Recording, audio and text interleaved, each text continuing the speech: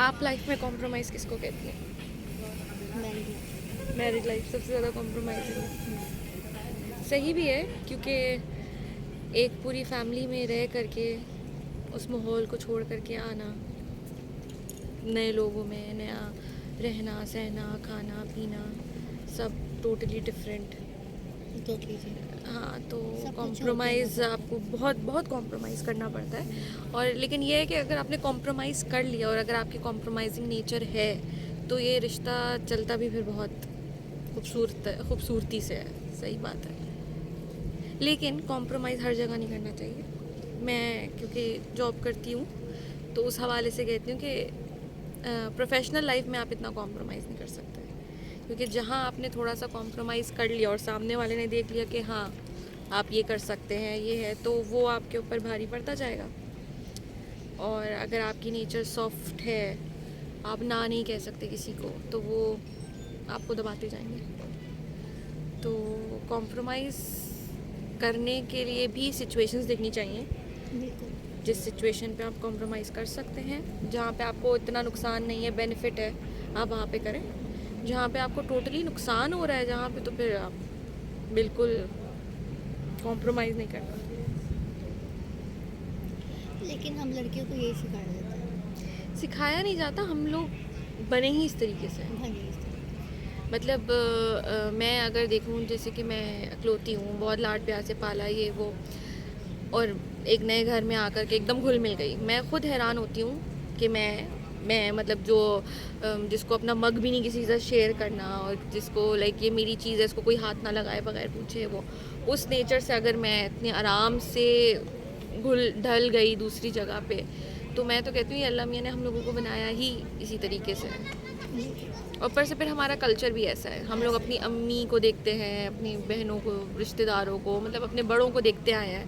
तो वो एक बचपन से होता है ना कि आपके सामने जो चीज़ रहती है आपके अंदर वो बस जाती है, तो हमारे अंदर वो बस गया है कि एंड हम लोग उसको ये हम लोग ये नहीं करते कि हम लोग सोच के नहीं करते कि हमें ये करना है, हमसे बस हो जाता है। हो जाए।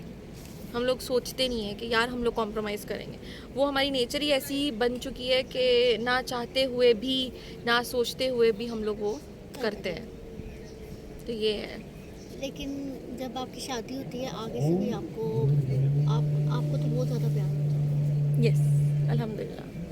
मेरी मतलब मेरे जो इन-लॉज़ हैं, they are very loving, open, और मतलब इस तरह से नहीं है कि ऐसा क्यों, नेगेटिविटी में कोई बात लेता नहीं है। ये सबसे मतलब जैसे होता है ना, फॉर एग्जांपल जैसे अगर आपका मूड ख़राब है और आपको कोई मैसेज आया है, अब उस बंदे ने आपको सिर्फ ओके लिखा है, लेकिन आपका मूड ख़राब है, तो आप उस ओके को भी नेगेटिव में लेंगे, यार इसने इतने रूडली ओके बोल दिया। आगे कोई इमोजी बना देता, स्माइल बना देता, दिल बना देता। तो ये एक हमारे अंदर चीज़ है। अगर आपने इस चीज़ को समझ लिया ना, तो आपकी ज़िंदगी, आपकी कन्वर्सेशन, आपकी कम्युनिकेशन लोगों से बहुत आसान हो जाती है। आपका मूड ख़राब है तो आप लोगों के मैसेज को या बात को गलत परसीव कर रहे हैं, उसने गलत बात नहीं की। तो कहीं ना कहीं बेनिफिट ऑफ द डाउट या दूसरे को इतनी जगह देनी चाहिए कि हो सकता है कि उसने ऐसा ना किया हो, मैंने ही ऐसा समझा।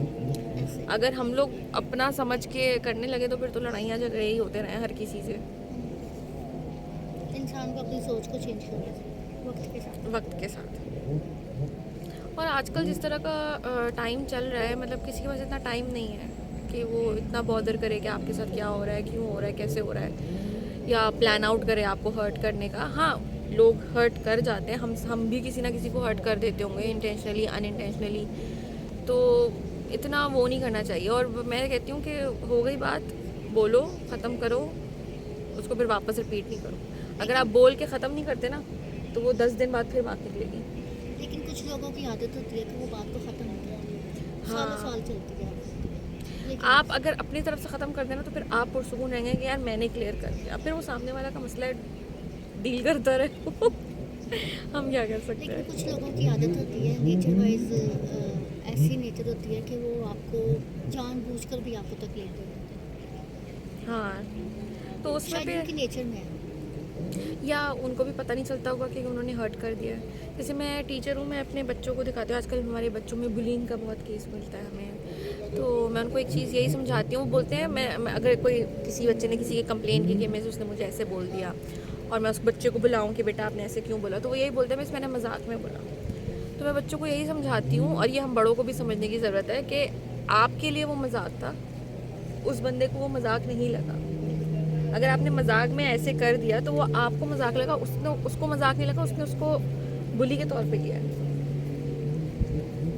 तो ये हम लोगों को भी सीखने की चीज़ है कि हम जो मजाक में चीज़ें बोल रहे हैं ना, वो सिर्फ हमें उस वक्त मजाक लग रही है, हो सकता है वो सामने वाला उसको मजाक में ले ही ना, बिल्कुल। और आपने अनइंटेंशनली उस बंदे को हर्ट कर दिया। लेकिन कुछ लोगों को पता होता है कि इसकी नेचर इस तरह की है, इसे मजाक बर्दाश्त नहीं होता, तो फिर क्या करना चाहिए? खैर उनको चाहिए कि फिर वो ना करें, अवॉइड करें इस तरह की सिचुएशन, लेकिन अगर वो फिर भी कर रहे हैं तो मैं कहती हूँ कि इसमें फिर हम जो बंदा फेस कर रहा है उसको चाहिए कि वो क्लियर कट एक बार बोल दे कि भाई मुझे आपका मजाक समझ में नहीं आता, खत्म बात।